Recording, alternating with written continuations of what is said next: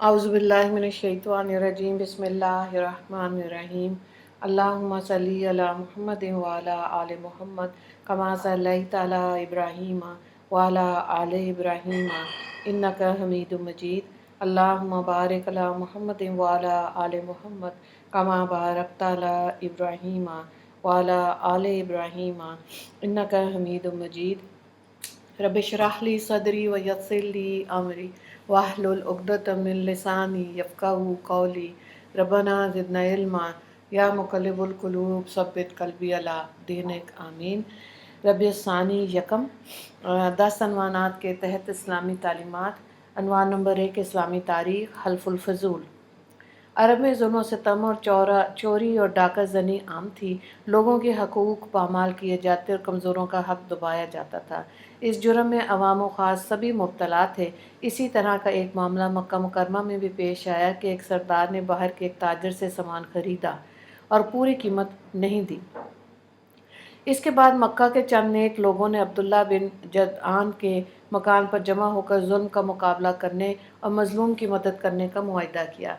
इसमें रसूलुल्लाह सल्लल्लाहु अलैहि वसल्लम भी शरीक थे और इस कम उम्र के थे। उन लोगों ने उस मायदे का नाम हल्फ़ुल फ़ुज़ूल रखा था।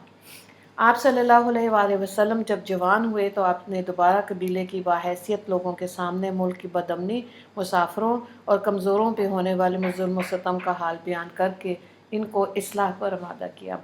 बिलाखिर एक अंजुमन कायम होगी और बनु हाशिम, बनु अब्दुल मुत्तलिब, बनु साद, बनु ज़हरा और बनु तमीम के लोग इसमें शामिल हुए और हर मेंबर ने मुल्क की बदअमनी दूर करने, मुसाफिरों की हिफाजत और गरीबों की मदद करने और ज़ालिमों को जुल्म से रोकने का अहद किया। इस मुआहदे से अल्लाह ताला की मखलूक को बहुत फ़ायदा हुआ। हजूर सल्लल्लाहु अलैहि वसल्लम नबूवत के ज़माने में भी फरमाया करते थे कि अगर आज भी कोई इस मुआहदे के नाम से मुझे बुलाए और मदद तलब करे तो ज़रूर इसकी मदद करूँगा।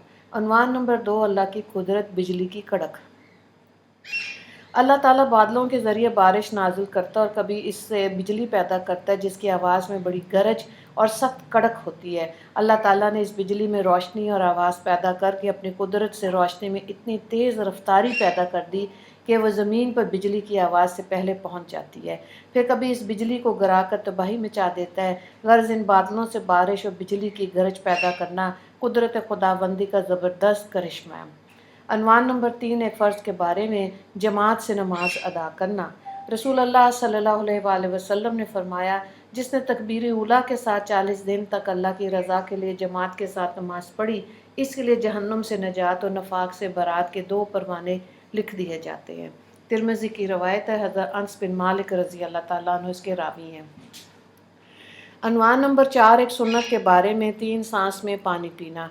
हज़रत अनस रज़ी अल्लाह ताला अन्हु पीने के वक्त 2 या 3 सांस लेते और फरमाते कि रसूलुल्लाह सल्लल्लाहु अलैहि वसल्लम ने भी 3 मरतबा सांस लेते थे। बुखारी की रवायत है। अनवान नंबर 5 एक अहम अमल की फजीलत, बीवियों के साथ अच्छा सलूक करना। रसूलुल्लाह सल्लल्लाहु अलैहि वसल्लम ने फरमाया, ईमान वालों में ज़्यादा मुकम्मल ईमान वाले वो लोग हैं जो इखलाक में ज़्यादा अच्छे हैं, और तुम में सबसे अच्छे वो लोग हैं जो अपनी बीवियों के साथ अच्छा बर्ताव करते हैं। तिरमिज़ी की रवायत है। हज़रत अबू हुरैरा रज़ी अल्लाह ताला अन्हु इसके रावी हैं। अनवान नंबर 6 गुनाह के बारे में अजनबी औरत से मिलना। रसूलुल्लाह सल्लल्लाहु अलैहि वसल्लम ने फरमाया, तुम में से किसी के सर में लोहे की कील ठोंक दिया जाना इससे बेहतर है कि वो किसी ऐसी अजनबी औरत को छुए जो इसके लिए हलाल नहीं है।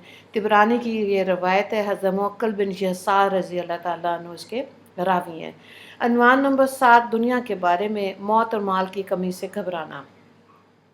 रसूलुल्लाह सल्लल्लाहु अलैहि वसल्लम ने फरमाया, आदमी 2 चीज़ों को नापसंद करता है, हालांकि दोनों इसके लिए बेहतर हैं। एक मौत को, हालांकि मौत फितनों से बचाव है। दूसरे माल की कमी को, हालांकि जितना माल कम होगा इतना ही हिसाब कम होगा। मुस्नद अहमद की ये हदीस है। महमूद बिन लुबैद रज़ी अल्लाह ताला अन्हु उसके रावी हैं। अनवान नंबर 8 आखिरत के बारे में नामे अमाल के साथ बुलाया जाएगा। कुरान में अल्लाह ताला फरमाता है, वो दिन याद करने के काबिल है जिस दिन हम नबियों को इनकी उम्मत के साथ में दाने हशर में बुलाएंगे। फिर जिनका नामे अमाल इनके दाहिने हाथ में दिया जाएगा وہ خوش ہو کر اپنے نامہ اعمال کو پڑھیں گے اور ان پر ذرا برابر بھی ظلم نہیں کیا جائے گا۔ سورہ بنی اسرائیل آیت نمبر 71۔ عنوان نمبر 9، طب نبوی سے علاج، ہر بیماری کا علاج۔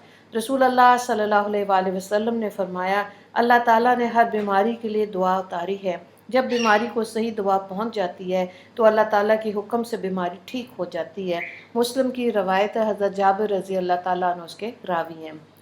عنوان نمبر 10، قرآن کی نصیحت۔ قرآن میں اللہ تعالیٰ فرماتا ہے، اے آدم کی اولاد، تم ہر مسجد کی حاضری کے وقت اچھا لباس پہن لیا کرو اور کھاؤ پیو اور فضول خرچی مت کیا کرو، بے شک اللہ تعالیٰ فضول خرچی کرنے والوں کو پسند نہیں کرتا۔ سورہ اعراف آیت نمبر 31۔ وآخر دعوانا ان الحمد للہ رب العالمین۔ اللہم اغفر للمسلمین والمسلمات والمؤمنین والمؤمنات۔ السلام علیکم ورحمۃ اللہ وبرکاتہ۔